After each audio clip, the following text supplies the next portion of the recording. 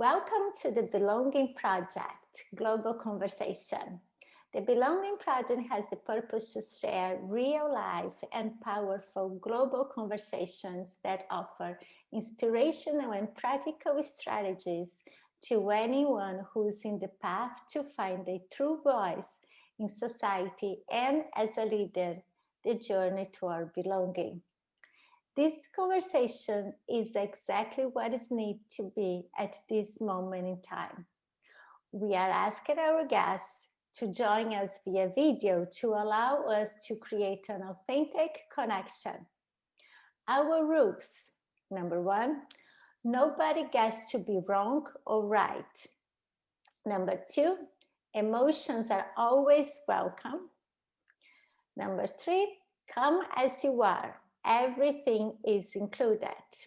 And lastly, everybody gets to be vulnerable. We love talking about wins and success, but we love talking about challenges and failures even more. And our guest today is Anna Chen. Anna and I go back a few years. We got to know each other through our coaching work.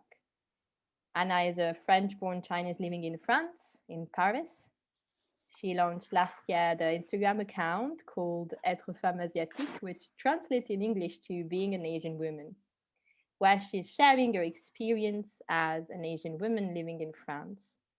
She talks about her struggles and inspirations about identity, racism, their relationship with Asian parents, the generational gap, cultural transmission, being a daughter of immigrants. She has gathered a thriving community of Asian women who are feeling heard and seen. She helps raise awareness and consciousness about matters that are felt but not expressed enough, if ever, by Asian women. Her goal is to help Asian women own and understand their experience and find ease in the daily discomfort that is felt when you are an Asian woman living in a Western country. Dear Anna, thank you for being our guest. And we would like to start by asking you to share with us more about you and your story in your own words. First, thank you, Andrea and Fiorenza, for inviting me. I'm so grateful for participating because belonging has a kind of big topic for me. When you said the word belonging, I remember back then, a few years ago, and there was a book called The Belonging or something like this. I was yearning to read it, and I was like, there's really a big topic for me about belonging. Because belonging, it's kind of like, if, in my own words, it would be like feeling part of a group or feeling part of a community or feeling that you belong somewhere or to somebody or to a group of people. And as a person who is born kind of in a country where, you know, the physical appearance kind of always sets me apart, it's always question if I belong or not to friends. And even deeper within my family, in my community, because I'm a person who is between cultures, between two countries, like my parents' country, China and France. I'm a blend and a mix of those two culture, and I certainly belong to my Chinese family and to this French culture, but I've always in between. So I felt like there's this French expression called to have the ass between two chairs. You know, like you're not really one on one chair or not on the other chair, but like you're in between, as if you just don't belong to any other parts. And it's really challenging for me because even in my own family, I've always felt like I'm the black sheep. I'm different. I'm the rebel. I'm the one who kind of challenged the cultural tradition. So even in my own family, I didn't feel that I really truly belong. So it was really difficult for me to find my own place in the world, in my family, in my community, and in my country. So I love this topic. So thank you for having me. That's beautiful. Thank you for being here and for sharing all of this. So I'm curious, Anna, to know how you share a little bit of now being in these two chairs and this special that you have now with your group now that you create. What is the stories? What are the I don't want to call issues, but that you face it, situations that make you feel probably that you don't belong, or maybe that even other women or other people that have the same situation as yours? But actually, it's very subtle, the things that make us feel as women, Asian women in a Western country, that we don't belong. First, the most obvious thing is like our face, kind of like in a group of people in France, when you walk in the street, people kind of look at you, or they kind of like always have this thought that like, they always ask you like, where do you come from? Like, when did you arrive? Where were you born? It kind of like, they always have this underlying thought that you're not from here. Mm-hmm. And I just always want to tell them, but I'm French. I was born here and I studied here. I had the same cultural reference as you. I am French.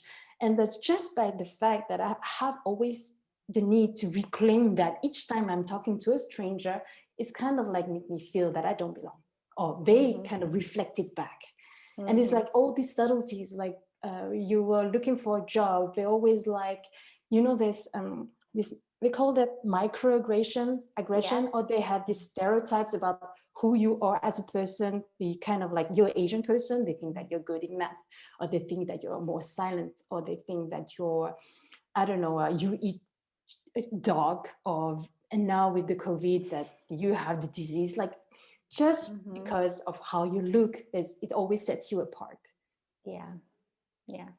And we also, the microaggression is something very important now. And I say, we also talk about this with other guests, is that I say that thankfully in some way nowadays we can say this, name this in a good way, that even with clients that this exists, and we can say, not just feel, but we can talk. You can put some words on that. Exactly.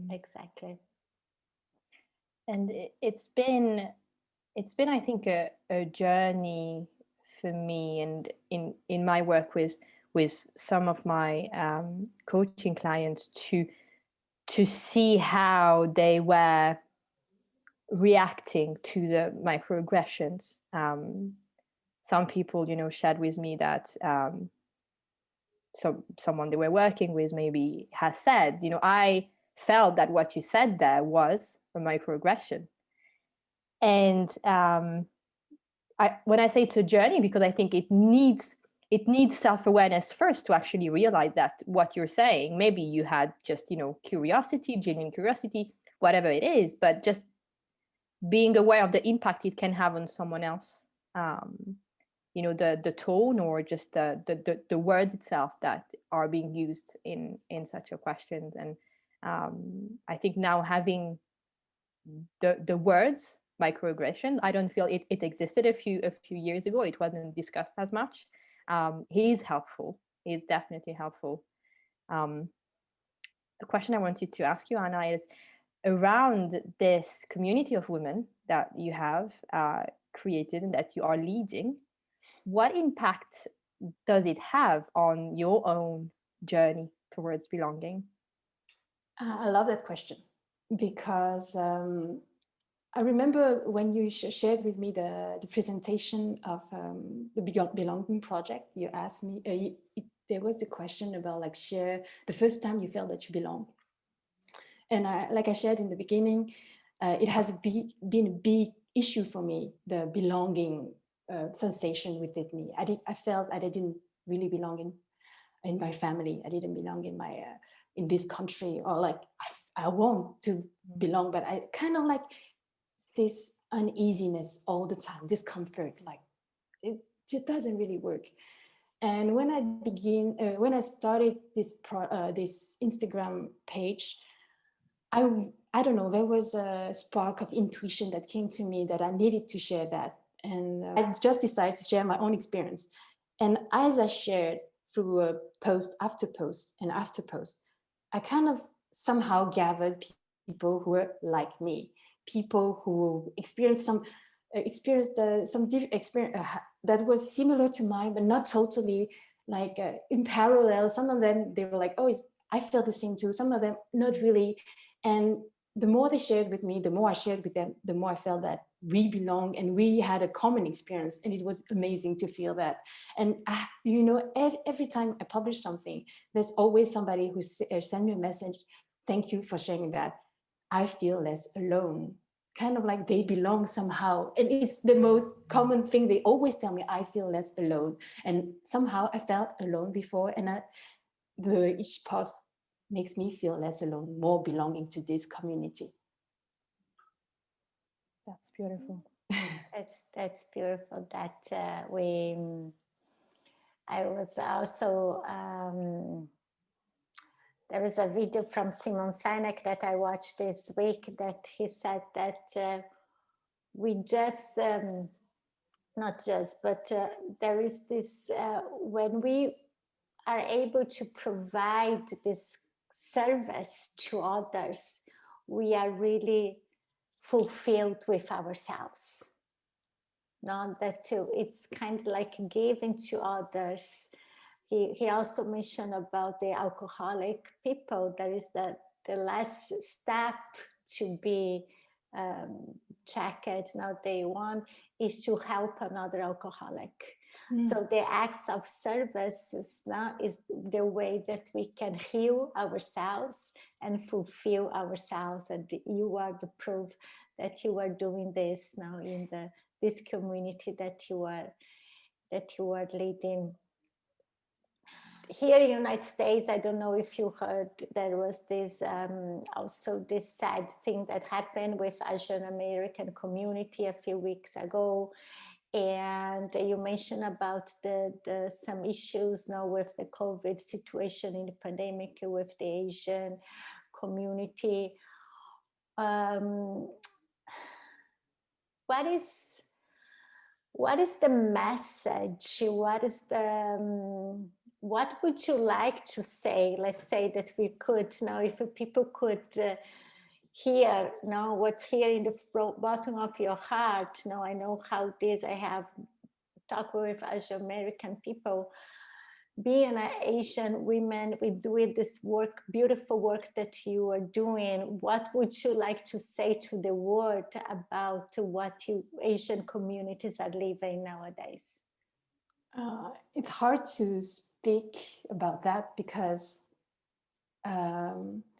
actually, now we are living in a time that we are so aware that there's a racism against Asian Americans or Asian in general in the world, especially us who live in the Western world, and people are like pointing fingers or people are beating us up just for me for no reason or for stupid reason, like associating us with the virus or blaming us, being the scapegoat of that. And for many years I was not aware of the racism. And there was racism, there was microaggression, there was that. But like, because of this situation, it really brings this topic and it just like makes blown away. And like, I'm kind of like not mind blown, but like makes me scared, makes me like open my eyes on that on this topic that was not even, I was living with it, but not really, I was living in discomfort with it, but not being scared of the racism. Now today, it happens that when I walk in the street, last time I remember, there was a guy just like crossing my road and having the image of all the things happening and all the things happening in the world. And yeah, the other day I was walking down the street and there was this guy walking towards me, and it never happens. And I never was scared in my life, in France, that I would be attacked because I look Asian, even though I had a mask. And this was just a random guy. He was maybe in his 50s or 40s. And he just looked at me and I'm like, oh my God, he could punch me or he could attack me. I never felt like this ever in my life. And for that reason. And the thing is, being a target for just being who we are is the most horrible thing. You just and it's like blind. It's totally blind. You see the videos that it's a person walking down the elevator, and the guy is just walking down in an elevator with you, and he just begins to punch you because, I don't know, he has a bad day. He just needs to blame Asian people. And us, we have no power about that. We didn't decide there would be a virus on the other side of the world coming from China. It's not made by Chinese, or it's not a bomb that Chinese decide to put upon the world. We're just paying for something that we have no power upon it, and we're just kind of like we're scared, but we just need to say that we are as people as other people, and it's really hard these days to realize that and feel this racism. Because when I grew up, I thought that somehow naively that racist people would be racist again, let's say in the most like the African or Muslim, and I never thought that would exist for Asians. And it's weird to realize actually it does exist, and it becomes crazy, and it's violent, and it has no name, and it's blind towards us nowadays. Yeah, and so sad thinking also that we are in the 2021, right? With so many things that happen in the history that could be a lesson, after wars and things that we are still seeing this kind of situations that is really upsetting for sure. Mm-hmm. Nobody needs to be in fear for being who we are.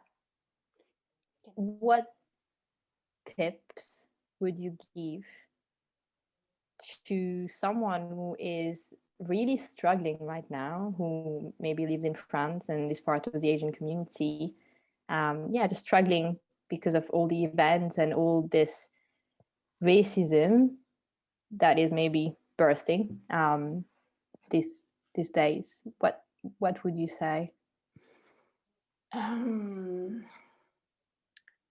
It's kind of difficult to give tips because we're really in the middle and midst of it.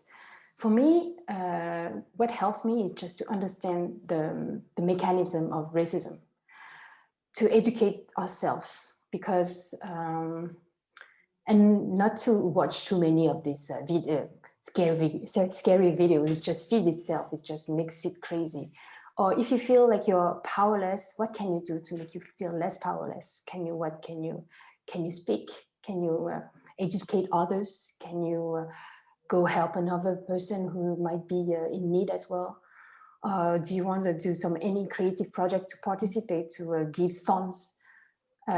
If you're scared, can you have people walking outside with you? Because like it's okay to be scared. Mm-hmm. And actually the confinement kind of helps, because like if you don't want to go out, everything nowadays is kind of helping us not to go out, so it's okay. And if you're scared, you can talk to somebody, to a therapist, to your friends, to other people who are Asian like you. And there are some association as well who does a lot of communication around that. Or come to kind of account like mine, talk to me, to talk to people who are experiencing the same. Together we feel more safe, we feel heard and seen, and we are never alone actually.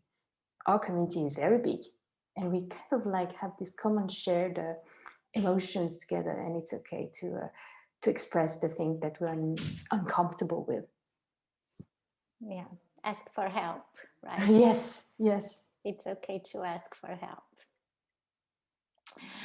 Changing a little bit, Anna, what is the most like some cultural aspect that you see now being in these two seats? Now changing a little bit more light here in the subject.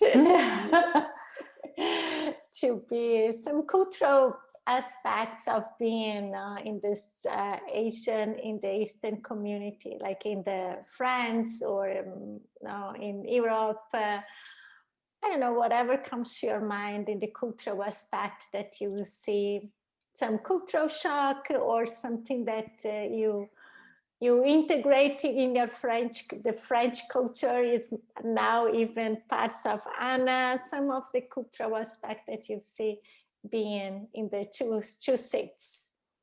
Two sides. When you talk about cultural aspect or whatever, integrated, I remember I wrote something on my Instagram page, you know, when I was growing up, I lived and I watched the TV. I live in France and I celebrate the French traditions.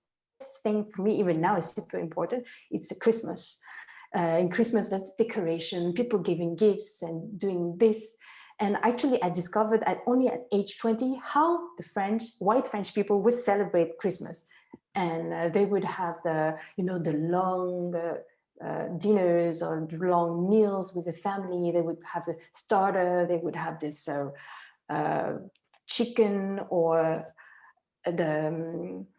it would be big. They would eat for such long hours. They would have chocolates and all. They would have a big tree at home. It was a real event, you know. And when I was at home, I remember at home and when I was growing up, and they were talking about Santa Claus, and they would talking about this old guy coming through your chimney and giving you the present, you know, and just the kids didn't know that he didn't exist, you know. And when I was growing up, I was like, come on. I didn't have a house. I didn't have a chimney. Oh, it was just in France, they are condemned. You cannot, it's not open. And I was like, he cannot go through the chimney. There's no chimney, it's closed and we don't have a tree. Where will he put the present? And my parents would ask me what do you want as a present? And I would tell them. So there would be no mystery, no Christmas magic. And I'm like, okay. And you would know. And I was a bit ashamed of that. I didn't have that kind of Christmas magic. And I remember in my account when I shared that oh, I didn't believe in Christmas, in Santa Claus, and I didn't have a Christmas like they used to have. And I asked them what did you do for Christmas?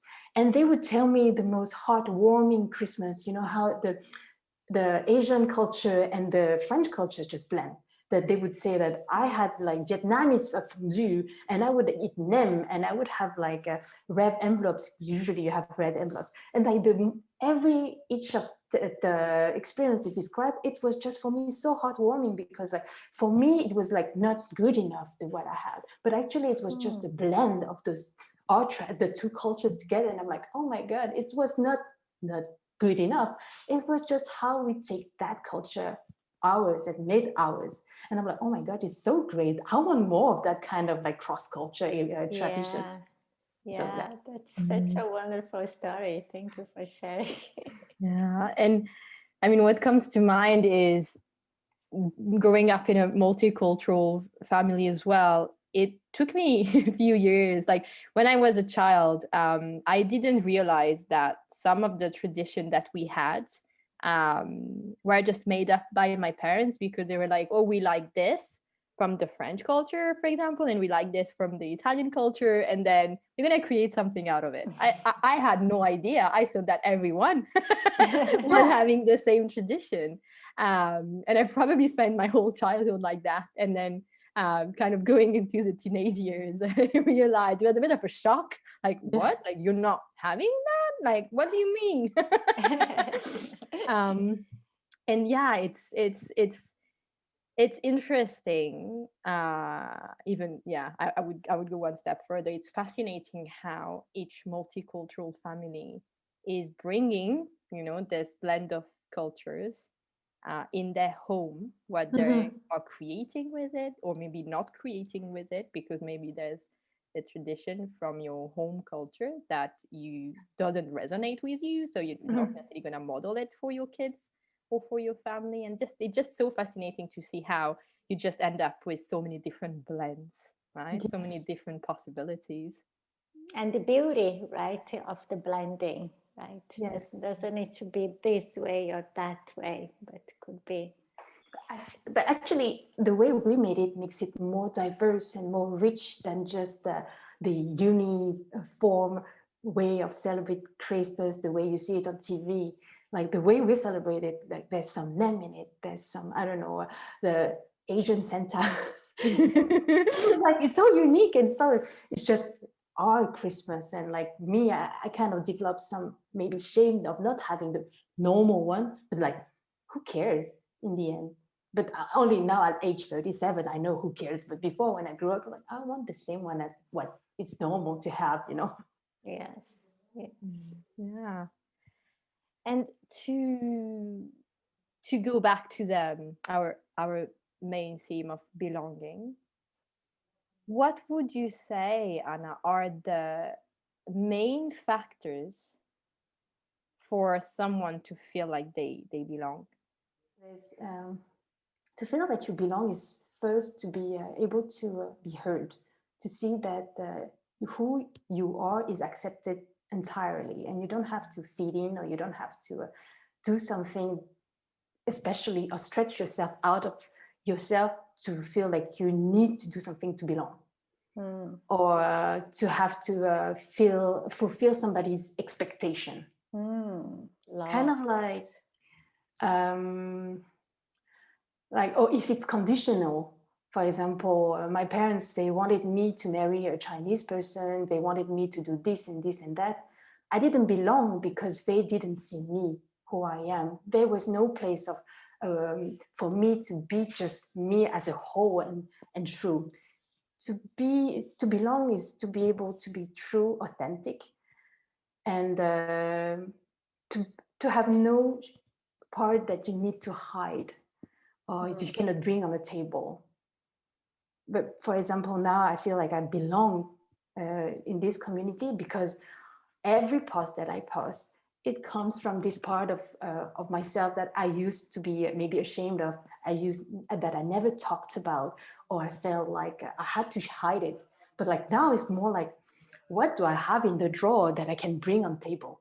And I'm like, if I have ever felt it, that I was ever uncomfortable about, I can talk about it, even if nobody resonates with it, but nobody's going to judge me for that.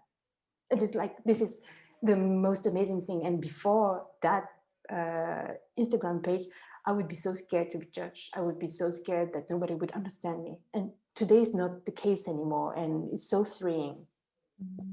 Beautiful. Beautiful words. No, nothing to add. Just beautiful. Let's do our quick questions. So the first question is, in a few words, belonging for me is? Authenticity, being true, being part of something, and being accepted, and feeling loved and supported. Beautiful. The best advice that I've received and that I'd like to share with others is? I resonate a lot with this saying. I don't know if I guess it's from Gandhi, saying that my life is my message. It's kind of like you have to live what you want to preach. Kind of like you need to put in action what you believe in, or what you're saying. And for example, I started my life change, my life transition, leaving my job that I didn't like, or pursuing my dream, because I don't know why I didn't have any children at the time, and I wanted to be able one day to tell my child, go make your dream come true. And I couldn't say it if I didn't do it for myself. So I decided that second that I'm going to do it. So one day I'm going to be able to tell that to him or her at the time. So the last question is about the world being a better place. So the world would be a better place if? It's hard to answer, because when I answer, I'm scared to be the next Miss Universe. No worries, no judgment here. No.